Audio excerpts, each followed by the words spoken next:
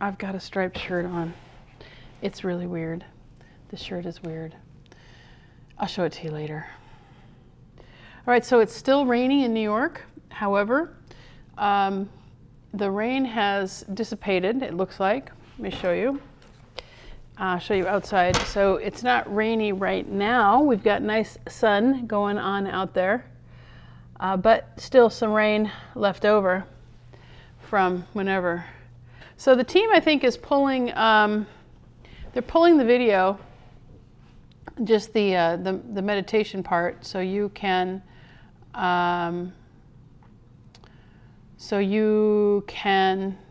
do it on your own.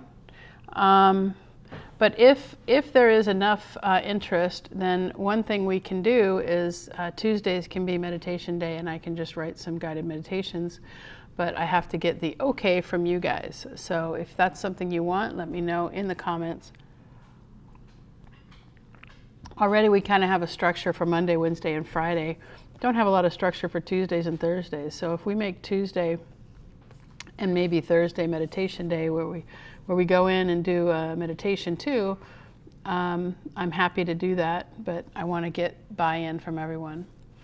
So I'm in the process of cutting back on coffee with Lori, and I've been waking up with headaches. And so today I cheated a little bit and I got my cup of coffee. This is a 20-ounce cup. So I said 1 cup, and then I added an espresso to the top of it to try and manage my headache. I'm not sure why. I think it might be the way I'm sleeping. I take magnesium already and stuff, so I'm not really sure, but that's kind of what's going on there. So I'm asking everyone if they want to have guided meditations once or twice a week, but I just wanted to get a feedback from you all if that's something you want, because it takes some time to. I mean, I know I did that one off the cuff, but if I'm going to give you guided meditations, I'll have to prepare them. How are we doing with our goals that we set on Monday? Do you guys remember what they were? Because if you don't, I can look them up. I just have to find them. I have to find them. I didn't pull them up, but you guys should know what your goals are that you set on Monday. I haven't edited my book. I did one HIIT workout. I'm very happy about that. I need to walk the dogs today. It's been so rainy though, I haven't been. And what else did I want to do? Oh, and I got the membership content done. So that's going to be exciting. It's okay, meditations are coming. I'm going to start writing them, and we'll do meditations on Tuesdays and Thursdays. But tomorrow I am not live. Tomorrow I am in, I'm flying to Austin. So I'm going to be in Austin. So I might record a video for you guys and just put it up, and then you can make your comments. But I won't be live probably because I'll be in the airport, and I have to leave early to get there on time. So I think my flight leaves at 9:30, so I have to be at the airport. I usually try to get there a couple hours early. So so we'll see. And then I'll be on live at 7 a.m. Mountain Time in Texas while I'm there. And then I don't know what time I'll be on when I go to the West Coast starting on July 7th. Probably will be between 7:30 and 8 a.m. their time. There's no way I'm getting up at 5 to do it, unless I'm awake. I mean, if I'm awake and everything, then I'll get up and do it, but otherwise, So in terms of reducing stress, what we did yesterday, that guided meditation is the kind of thing, and the other thing is when you're starting to feel stressed, it's just a matter of doing that pause that we talked about where you just stop and take some breaths. So just remember that if you're trying to lose weight, diet is 80% of it. So if you can get your diet dialed in, then the exercise comes later as kind of a benefit. But following a consistent diet is really the most important thing. So if you're cheating on your diet, the only person you're cheating is you. And then we've talked a little bit about behavior change and how to manage when you have a slip. If you've quit sugar, for example, and you go and you eat something like a brownie or you eat ice cream, or you know, especially like, or if you're trying to stay away from sugar and dairy, and then you go and eat ice cream, or you you know, you have some sweet treat, then the way to keep going is to treat that as one isolated event and as a way that that you're just learning something. So you treat it as an experiment, and you get the lesson from it. But what you don't want to do is say, oh well, I just kind of messed up, and so now I'm going to go ahead and eat pizza and hamburgers and hot dogs and French fries and a ton of ketchup, which is just pure sugar. And I've got this book here called Self-Directed Behavior, and I went through it about a year ago, went through parts of it about a year ago, and I was going to start preparing some lessons for you guys from that, because this is the textbook on how to manage any change you want in your life. And it is, it's dense. It's really hard to read, and I've got a lot of notes, but it is also the way to get things going. So I'm going to prepare some lessons from this as we go forward on our weekly or daily calls. Oh, in terms of vegetable oils and packaged foods, they're not good for you. That's just how it is. And vegetable oils, especially like canola oil and grapeseed oil, any manufactured oil. The good oils are coconut oil, olive oil, avocado oil. Those are the ones that are pretty good. Peanut oil is okay too. It's good at high heat, but then you have to watch out if you have a peanut allergy. The thing about oils is that, remember that nature doesn't make bad fats. So butter, ghee are normal and natural fats. The problem with butter is it has milk protein in it, but ghee doesn't. Ghee has all the milk protein removed. That's GHEE. So butter's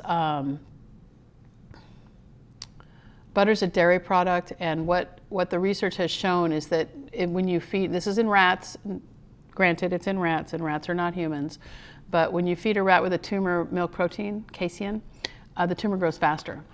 So that's why I don't eat dairy. That's one of the reasons. And the other reason is we are the only species that eats another species' milk. And the other reason is that milk is the perfect food for baby cows. And the way that they treat those cow mothers, cows are a lot like dogs, and I love dogs. And they give birth and then they take them away. And it's really, really hard. I think emotionally it's hard to watch. And I understand it's animal husbandry. And, you know, I grew up with, my grandfather was a cattle farmer, and I understand that. But at the end of the day, as a mother, if somebody was taking my baby away from me, I would be really upset. So I just think it's not nice. Sharon says, I need to cut my soda. I have at least 2 cans a day. PR says, as far as my eating, I've changed my diet and it's working good. And Lisa says the book is something I'd love to learn something more about. So, so there's a couple things before we go into. I can go into the book in a little bit, but I want to talk about asshole doctors. So let's just move over a little bit. So who has had an interaction with a doctor or a nurse practitioner or a physician extender or somebody like that who has dismissed them? Let's see it from the doctor's perspective for 1 second. So we'll try to put on our compassion hat. When you're dealing with an asshole doctor, as a doctor in the, you know, I can only speak from the U.S. and I think that NHS is similar. I don't know what it's like in Canada, but I do know that the NHS docs are really overworked. So what's happening in America in healthcare is that doctors have been turned into cogs in machines, and they only have 10 to 15 minutes to see a patient and get their notes done. And so the patients have become a commodity. The doctors have become chattel, and there's no humanity in it anymore. So that's looking at it from the doctor's perspective, okay? Because I'm a doctor and I'm watching my profession die in front of me. It's really, really sad. What used to be a very noble profession has been turned into something that is a lot more on when you know it's you know, customer service, which I think is important. You want to make your patients happy, but at the same time, there's a balance of respect from, you know, the fact that we went to school for 15 years to learn how to do our craft, and then we get dismissed and treated badly sometimes. So that's what the doctor sees. So the doctor is pressured to only spend a certain amount of time. However, when you're the patient and you go into your doctor and you say, "Hey, I have, you know, I'm having sweating at night. My brain is not working the way I think it should. I have aches and pains that I never had before.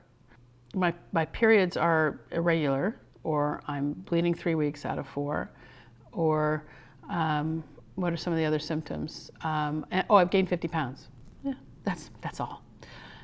And the doctor says, "Well, you're just hormonal. It's going to pass." And if you don't feel heard, the next step is to advocate for yourself. So when the doctor says to you that you know, you're just being hormonal, whatever, pay attention to how you feel and take that pause, that 3 to 5 breath pause or 10 breath pause. You know, you may not have time for 10 breaths, but you may have time for 3 to 5. And then you say, "Look, I'm looking for some help. I'm not looking, you know, you're dismissing me, and you're saying that I'm hormonal and it's going to pass, but that's not good enough. And if you can't help me, who can?" So it's important in the medical profession to advocate for yourself, because the doctors that you're working with are most likely have so much pressure to see 30 to 40 to 50 patients a day. And the way they do that is to churn, and just try to answer the question as best they can in the short amount of time. So the other thing that I recommend for people who are going to the doctor is to write your questions down and make sure that your questions are answered. If you don't get your answer, you say, "I don't understand. I don't understand." And then you ask for stuff in writing. Say, do you have any literature that can help me, or do you have a place where I can go to get some help? Okay? So those are a couple of ways to deal with an asshole doctor.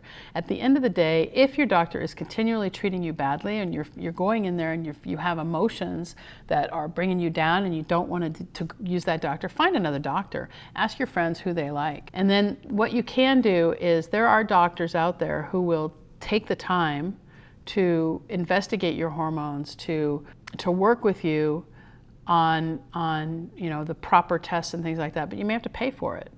So there are doctors that work outside of the insurance debacle, especially in America. And I don't know if it's legal in Canada. I don't know whether it's, I know that I'm pretty sure that in Great Britain or in the UK, there's a 2-tier system where you can pay privately. And so just the ability to have that option, you know, you can call up and say, can I come and see you?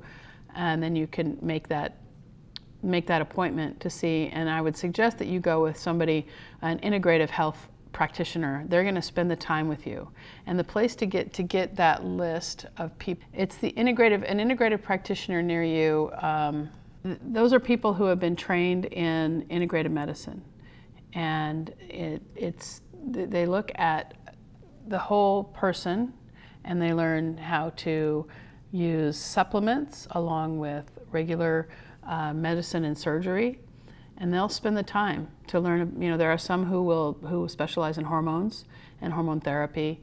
So I don't do that. My jam is helping women get through menopause naturally by lifestyle changes. And what I teach in my course is how you can. It's a continuum. There's science, and then there's food, and then there's movement, and there's how we think. And so I put all those together, and that comprises the signature course, the Minnow System. Minnow System doors are closed right now, but you can get into them with the next round, which is the workshop that opens on July 18th. So you can get in on the menopause workshop. You can sign up there. But in order to, so that's what so what are your thoughts on what I've said about how to deal with a dismissive healthcare practitioner. I hope that helps with how you deal with dismissive doctors. If you have any questions about how to deal with doctors who are dismissive, I want to see them in the comments. All right, so let's talk a little bit about, got this book here, okay? Self-directed behavior. And I can't turn around.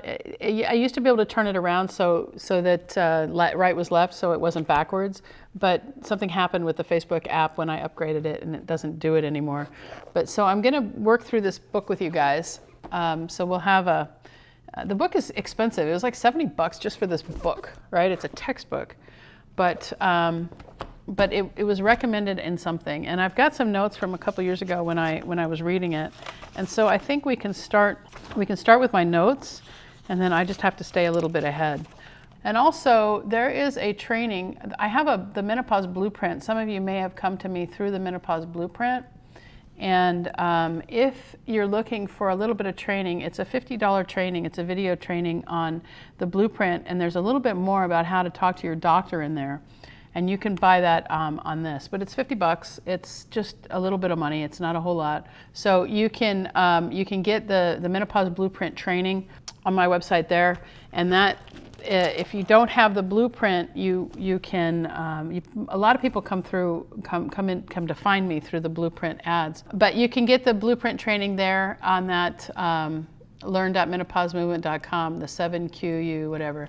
So it's a video series where I walk you through the blueprint and teach you all the things about the blueprint. So there's a lot more in depth than just the blueprint. And the blueprint is valuable. It's got it's a multi-page document. So you can check that out. And so now let's talk about self-directed behavior for a few minutes. Okay. So the book that we're working through is Self-Directed Behavior, called Self-Modification for Personal Adjustment. It's the 10th edition, and it's by David L. Watson and Roland G. Tharp. Okay.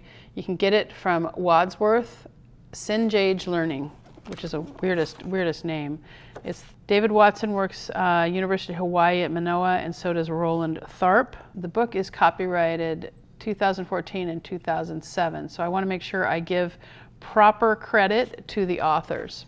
Okay, so self-directed behavior. So what are our possible projects for self-directed behavior? Weight loss, increasing exercise, accurate food, making more friends, maybe stretching, anything you want to change. So if you could change one thing about yourself, what would it be? And let me know in the comments. What would you like to change about yourself? One of the things that I wanted to do way back when was I wanted to be less reactive. I wanted to be calm all the time. That's why I started meditating. Remember, we want to have the serenity to accept the things we cannot change, the courage to change the things we can, and the wisdom to know the difference, right? All right, so we've got some things we want to change. So one of the things that we do is on Mondays we write down the goals that we want to, 3 things that we want to do to move our lives forward, right? But the only way that we can write meaningful goals is to know what the big picture is. So where do we want to be in a year? Where do we want to be in 3 years? Where do we want to be in 5 years? Where do we want to be in 10 years? Because those goals can direct us into that place, right? So we want to make our goals, we want to make sure that they're in alignment with what our future vision is, and the vision that's pulling us forward into our lives. And that's why we do the 3 goals every Monday, because we want to make sure that they're in alignment. That's why every single Monday I say I want to edit my book, and then every single Wednesday and Friday I'm like, I didn't do it because I got stuck doing something else. So I have to make it a priority, because when that book gets published, it's going to move my life forward into something that I put on my vision board back in January of 2011, which was to be a New York Times bestselling author. And the only way that's ever going to happen is if I publish the book. So just remember that, what you can do today is really, after we're done today, you can really think hard about what it is that's your vision that's pulling you forward. And then tomorrow I will try to remember to bring that up. And then you can, in my video that I'm going to post, it's not going to be live, but I can record a video, and we can talk about What is your vision that's pulling you forward? And we can talk a little bit about that. But in the meantime, when you're doing your 3 goals on Mondays, but keep your long-term vision in mind, because the way to move forward is to always be looking towards that true north. The true north is, where do I want to be? You know, and that never stops. Okay, we might retire, we might get wrinkly, we might have gray hair, but our minds still work. We want to keep our minds sharp, and as we're moving forward in our lives, we want to continually become the person we're meant to be, right? So if you're still struggling with your life's purpose, there is a way to find that, and it's a matter of sitting still, like we did yesterday, and just probing yourself. What do I enjoy? What do I want to do? And just, keep moving forward. It's never ever too late. Okay, so we've got that. So here's my tips from this book. If you want something you've never had, you have to do something you've never done. So if you're in a place where you've gained 100 pounds over the last 20 years, you have to do something you've never done. You have to find, and it has to be, the way to do it is to have the long-term goal of, okay, in 5 years, I want to be down 100 pounds. So that means I have to lose 20 pounds a year. Okay, so I'm going to release 20 pounds a year over the next 5 years. How am I going to do that? I'm going to change my diet. I'm going to follow, and you just set it out.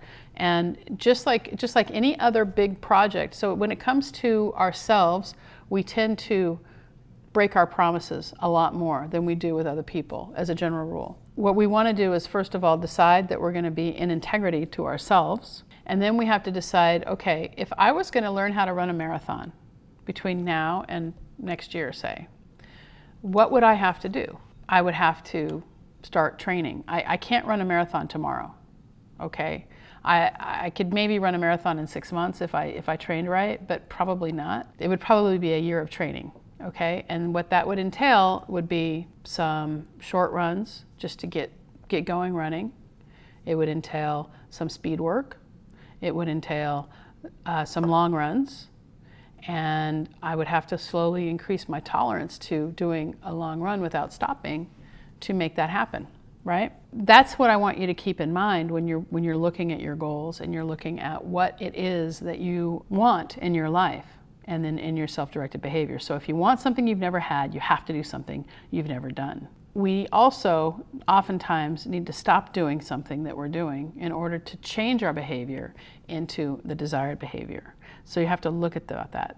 We have to find some tactics to eliminate our undesired behavior. Think about what you are doing to reach your goal, just like I said, and whatever your goal, the important question is, what behaviors should you practice to reach that goal? So you have to do the work here. I can't do your push-ups for you. So if you want to make that change, you have to really think about the behaviors that you're doing now that you have to give up to get to where you want to go. You want to have target practice for your goals, right? Tactics to specify your targets. Here's something that I wrote a few years ago. So you want to list some concrete examples of the tactics that you're going to use. So for me, I used to meditate in bed instead of on a chair or a pillow, so I always fell asleep. And then at the time I was getting ready to recertify in my surgical boards. And I was like, I don't mind listening to board review, but I don't like reading that stuff. I would get really bored. I don't pause before reacting in most situations. So we've talked about the pause where you stop and take a couple breaths before you say something. And then I wrote, I'm not sure when I overeat, but it's related to mood and motivation. Okay, so those are some things. And stretching in yoga hurts. So those are some things I wrote down. So there's some concrete examples. And then then you want to list the details of your problem, all right? So if you list the details of your problem, I don't meditate effectively. That's what I said a few years ago. Reading when I'm uninterested is a buzzkill, all right? I had no control over my body when I was a child, and this led me to overreacting. When I overreact, I don't care about anything. So I just lose. So remember, one of the things that happens for us in menopause is we lose control, right? Where the mood swings can take us anywhere. And this kind of goes with that. And what I also wrote here is that when I overreact, I don't care about anything, maybe this goes back to self-worth and lack of control, question mark. All right, so is this helpful, you guys? Because if it's not helpful, I can stop. If it's helpful, please let me know in the comments. I'm going to continue to go on, and then, so the next one is you want to actually observe your behavior. Okay, so now we're going to move on. Okay, so here's some tips for doing something you want, but you aren't. So something you want to do, but you're not doing. So tips for doing something that you want to do, but you're not doing. The first thing you have to do is you have to become the observer. So one thing that meditation will do for you is it'll help you become the observer. So yesterday we did a guided meditation and we let our thoughts go by. If you can become the observer also during your waking hours when you're not meditating, then you can kind of watch yourself as you make bad decisions. You pay attention, and then you can pay attention to your emotional domain. You can pay attention to what's happening. And once you wake up to this, you can't go back. So this is a huge, huge part of learning how to manage your body and your mind when you realize that that's not who you are. And then, so you observe your behaviors and you don't just speculate. So my goal is blank, right? What I want to do when blank situation. So I'm going to write that down in the comments. And this is something that you can journal about. Okay, so you can write that down, and that is something that you want to, so what I wrote back a few years ago when I was doing this, my goal is to work out 6 to 7 days a week, even when I have no motivation. And that's something I was able to actually do. But now I'm injured, and so I've used that as an excuse, but I can actually say this is it. So keep a journal about what you do instead of your goal, right? So what you want to do is, if your goal is to work out, even when you have no motivation, and you don't do it, then keep a journal about what you're not doing when you want to do it. And then get into integrity with yourself, okay? My goal is exercising my assigned workouts instead of lounging on a couch. That's a good one, all right? And so now, how do you get rid of undesired behavior? First of all, how do you phrase what you want? I want to exercise when my mind or body tells me otherwise, unless I'm injured, all right? So yesterday I was talking about how my body is telling me it needs to exercise, and so I'm starting to listen to it, all right? I want to eat properly when my mind screams to change to a different way of eating, right? So when I have cravings, how do we manage cravings? Biggest cravings: sugar, carbs, processed food. How do we manage those? We manage those by knowing what it is we want, nudging ourselves when we're in that space. And it's really interesting because I have been the observer as I was eating 6 or 7 pieces of pizza, right? It's like, why am I doing this? Why do I keep eating this? What's going on? So being the observer is really helpful. And then if you're able to actually observe it and write down what's happening, you can't ever go back. So once you wake up to this, guys, there's no changing it, okay? So you want to always use tactics to increase your desirable behaviors. You must develop alternative behavior to replace the one you want to get rid of. So it's really on you. You have to make sure that you develop an alternative, okay? And how do you do that? By taking the time to be in integrity with yourself and saying, when this happens, this is what I want to do. So what do you guys think about this? Do you think you can implement this? So if you think you can implement this, I'll continue. I've got the procrastination killer next, but I want to hear from you. So how to kill procrastination. Number one of the ways, especially when it comes to a relationship, is to remember that there's a lot of emotion there. So there's expectation, and if you can get your expectations in line with his expectations or her expectations, whoever you're in a relationship with, if you can get your expectations together and understand that this is what love means to me, this is what a good relationship means to me. If you can get those in line, then you're going to have a much longer and stronger relationship. The problem is actually having those conversations because the emotions run so high. And so how do you do that? How do you, and this is part of that. This is self-directed behavior of how to get the emotion out when you want to have a relationship that's going to continue, that may not be perfect. So number one, plan your work ahead of time. Okay, that's a number one thing. So if you have workout goals, you want to have little goals, mini goals, and then plans for meeting them. And then you want to have a goal that, if you're really having trouble getting started on something, you want to have a goal that's so small you can't fail. So what's the next step that you can take to get going on it that is so small you can't fail? And then you want to keep records of progress. Remember, a few weeks ago I talked about motivation and how motivation is a myth. Motivation is bullshit. What happens with motivation is that as you see progress, you get more motivated to keep doing what you want to do. All right? So you have to keep track. You've got to keep records of your progress. Now, we've got the smartphone at our disposal. There are ways, apps. There's the notepad in the iPhone. There's a note-taking app also on the Android devices where you can say, this is what I did today. Okay, so keep records of your progress.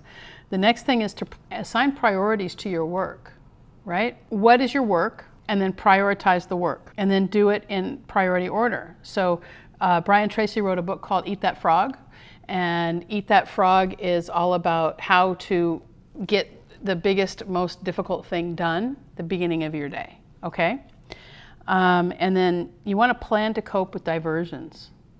So there's going to be things that come up that are going to distract you, but just focus on the one thing and then take a note. And then you have to deal with the negative elements of the work that you need to get done.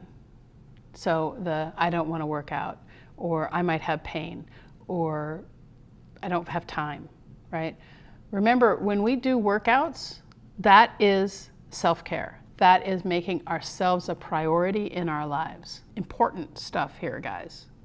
Because when we take care of ourselves, remember, I keep saying that as we age, one of our jobs has to be exercise. And if that just means that we're going for a 10-minute walk every day, that has to be it. But you can break it down. I mean, you can break it down into, we do the weekly 3 things, but you could break it down into daily tasks that are going to get you done with those things through the week, right? So that's really important. So when you're not sure what to do, you want to specify the chain of events that will lead to your goal. So again, if you want to get a goal, you have to write it down. A goal that doesn't have any action behind it is just a wish. And a wish is not anything. A want is not anything, okay? So you want to make sure that you write things down. So you want to specify what you have to do, what do you have to overcome, and what has to happen to reach your goal. What is the outcome? Those are the important things. My task in designing a plan for self-modification often involves specifying not only the simple targeted behavior, but the chain of behaviors that will produce it. Okay? All right. So with that, we've been on for over an hour, and I think it's time to go, but I want to get what are your key takeaways from today? I'd like to hear from you. Listen, you guys, we have the menopause workshop that's coming up on July 18th. All right, and that is we're gonna talk about how to manage your menopause naturally in that. So if you want to have this stuff is good, but the stuff that we have in the course is even better. So please join the menopause workshop and go through that with us. And hopefully many of you will come into the next round of the Minnow System where we change our lives together. We have weekly calls that are even better than this. That's the main thing we've got going, you guys. I'm so excited to have this and to be able to. My goal is to change the lives of 1 million women and make menopause the best time of their lives. And that can be you. You can be the next great menopause movement success story. So exciting, So with that said, I'm not going to be live tomorrow, but I will be back on Saturday. And no, not Saturday, Friday.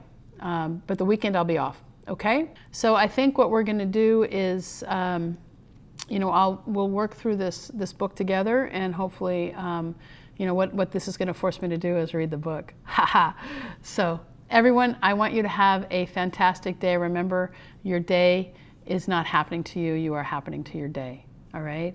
So make sure that you know that you can make it a fantastic day no matter what, okay? That is the thing I want you to wake up with. Gratitude, all right?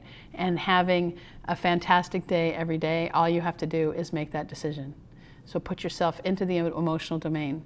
And when the shit happens, it's going to, you're just going to clean it up, okay? So everyone have a great day, and I will see you on Friday morning, all right? Bye. Hey, thanks for watching the Menopause Movement podcast and joining in. I really appreciate you. And if you liked it, please head on over to iTunes or wherever you get your podcasts and leave us a positive review. That will really help us out. And don't forget to sign up for the Menopause Workshop. It's opening on July 18th. You can sign up at menopauseworkshop.com. I'll see you there.